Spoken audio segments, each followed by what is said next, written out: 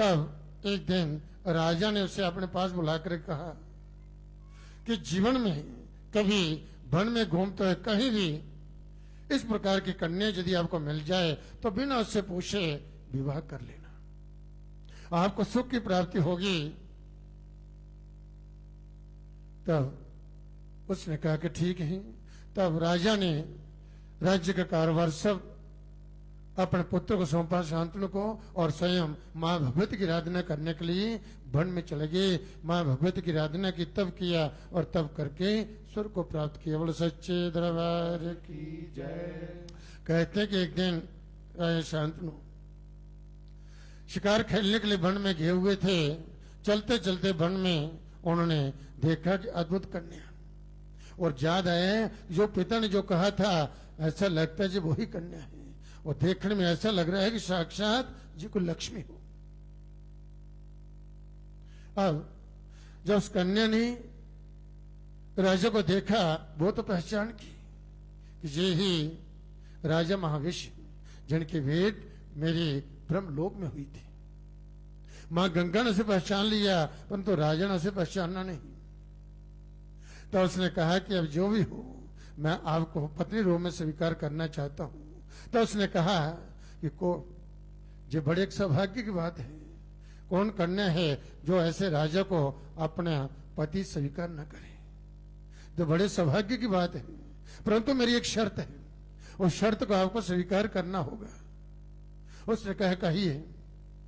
तब उसने कहा कि मेरी ये शर्त है कि मैं अच्छा करूं या बुरा करूं, आप मुझे रोकेंगे नहीं। टोकने के अधिकार, रोकने टोकने के अधिकार आपको नहीं है। इसलिए मैं जो भी करूं, अच्छा हो बुरा हो, आप मुझे रोकेंगे नहीं। और जिस दिन आपने रोक दिया, उस दिन मैं आपको छोड़ करके चाहे कहीं भी चली जाऊंगी, आपका परित्याग कर दूंगी। ये एक शर्त उसने ये रखी। राय ने कहा ठीक है, मुझे स्वीकार है, मैं किसी भी कार्य के लिए आपको रोकूंगा नहीं। बड़ा सुखी जीवन जीने लगे। अब उनके घर पहला पुत्र हुआ। मां गंगा के घर में पहला पुत्र हुआ। जब पहला पुत्र हुआ, उसे लेकर के वह गंगा के रोष ने प्रस्थान किया, और वहां पर राजा उसके पीछे पीछे जा रहे हैं। जो कहां जाती इस बच्चे को लेकर के, तो गंगा में डाल दिया, बहा दिया। फिर दूसरा पुत्र हुआ, उसे लेकर गंगा में डाल दिया। ऐसे चलते चलते 7 पुत्र गंगा में बहा दिए। हर वर्ष उनके संतान होती और सबको जल में बहा देती। अब राजा शांतनु बड़े चिंतित हुए, यदि मैं रोकता हूं तो ये मुझे छोड़ करके चली जाएगी। इस तरह से करते रहे तो वंश का कुल का ही नाश हो जाएगा। इसको पाप का भय नहीं, स्वयं जिस जननी मां होकर के जो बच्चों को मार देती है। अब 8वां गर्भ जो है मां के घर में आया, तब राजा को चिंता होगी, न जाने इसको भी जीवित रखे कि ना रखे। आखिर राजा ने ये निर्णय कर लिया, चाहे कुछ भी हो, जो जाए जा रहे, परंतु मेरा को वंश तो हो। आगे न जाने मेरे संतान होगी कि ना होगी, इसलिए बच्चों को जैसे भी है बचाना है। बच्चे का जन्म हुआ तो राजा ने रानी के पैर पकड़ लिए, पांव में गिर पड़े कि मैं आपके चरणों में हूं, कृपा करो इस बच्चे को जीवित रहने दो, कम से कम आगे वंश तो चले। वह कुछ बोली नहीं, चल पड़ी। आखिर राजा ने उसे डांट दिया कि चाहे आपको जहां जाना चाहिए, परंतु ये पुत्र, इसकी मैं रक्षा करना चाहता हूं, इसको पालना चाहता हूं, ये पुत्र मुझे दे दो। रानी ने कहा कि राजन, इस पुत्र को मैं भी रखना चाहती थी। ये 8वां वसु था, जिसे ऋषि ने कहा कि बहुत समय तक ये पृथ्वी लोक में रहेगा। इस बालक को मैं भी रखना चाहती थी, परंतु आपने अपनी प्रतिज्ञा तोड़ दी। अब मैं आपके पास नहीं रह सकती।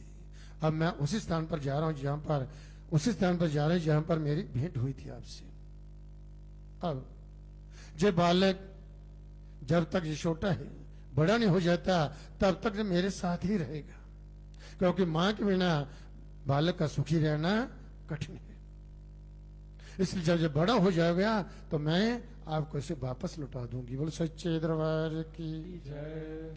मां गंगा उस बालक को लेकर के चली गई, और राजा की उदासी को ठिकाना नहीं था।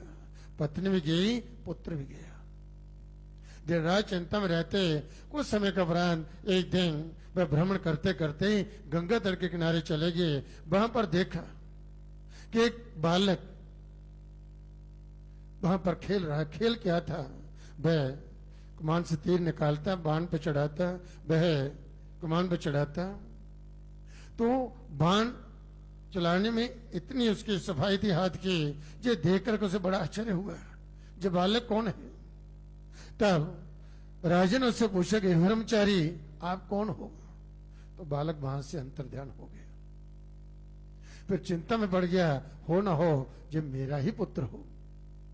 तब गंगा तट के किनारे मां गंगा का उसने स्तवन किया, तो मां गंगा उसी रूप में वहां पर प्रकट हुई जैसे वह पहले रूप में उसके साथ मिल चुकी है।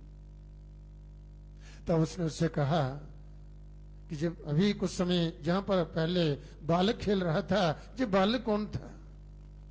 तो उसने कहा कि आपका ही बेटा था, आपका ही बालक था, अब ये बड़ा हो चुका है। गुरु वशिष्ठ के आश्रम में से रह करके मैंने संपूर्ण विद्या जो है इसे प्राप्त करवा दी। जो बड़ा ज्ञानी तपस्वी बालक होगा, अपनी प्रतिज्ञा में अटल रहेगा, आपको सुख देगा। ऐसा जो बालक जिसका नाम गंगे होगा, और अपनी प्रतिज्ञा के कारण जे भीष्म होगा। प्रतिज्ञा कारण ही जे भीष्म हुआ, जे हुए थे भीष्म पितामह की उत्पत्ति का कारण। अब राजा ने उस बालक को स्वीकार किया। मां गंगा ने कहा इसे स्वीकार कीजिए, और मां गंगा वहां से अंतर्ध्यान हो गई। उस बालक को लेकर के राजा अपने राज्य में हस्तिनापुर पहुंचते हैं और बड़े प्रसन्न हैं। बहुत बड़ा आयोजन किया और उसे राजकुमार की पदवी जो थी वह प्राप्त हुई। बोले सच्चे दरबार की जय। तो इस प्रकार से सब उसी की लीला है। कब क्या होना है, तो इसलिए उसी की शरणागत होकर के जब माँ की साधना करते हैं तो निश्चित रूप से माँ की कृपा बनी रहती है और जीवन सुखी बना रहता है। यही बालक आगे चल करके भीष्म हुए। अपने प्रतिज्ञा के कारण भीष्म पितामह जो है जे कहलाए, और इतने जो तपस्वी थे जिन्होंने विवाह नहीं किया, क्योंकि ये अष्ट वसु थे, देवता थे, और शाप के कारण जो है उनको मृत्यु लोक में आना पड़ा। और जो बड़े वसु देव जो थे, इनको बहुत समय तक इस पृथ्वी लोक में रहना पड़ा ऋषि के शाप के कारण। इसलिए कहा है कि बड़ी सावधानी से कोई भी कर्म करते हैं, बड़ी सावधानी से करें और पाप से बचें। पाप से बचें। छोटा सा पाप भी जो है किस संकट में डाल दें, कुछ पता ही नहीं चलता जीवन में। इसलिए पाप से बचें और अहोरात्र जो है पुण्य अर्जित करें। ये देवी की शरणागत होकर के माँ की खूब भक्ति करें, क्योंकि इस भगवती महामाया की जिन पर कृपा हो जाती है, इस माँ भगवती का जिन्हें आशीर्वाद प्राप्त हो जाता है, उनका कहीं भी अमंगल नहीं होता, क्योंकि उनकी बुद्धि बिल्कुल ठीक नहीं करती है। इस देवी की कृपा से, माँ के आशीर्वाद से जब भक्तों को सद्बुद्धि सद्ज्ञान की प्राप्ति होती है तो उनकी बुद्धि में कभी कोई विकृति को विकार नहीं आती।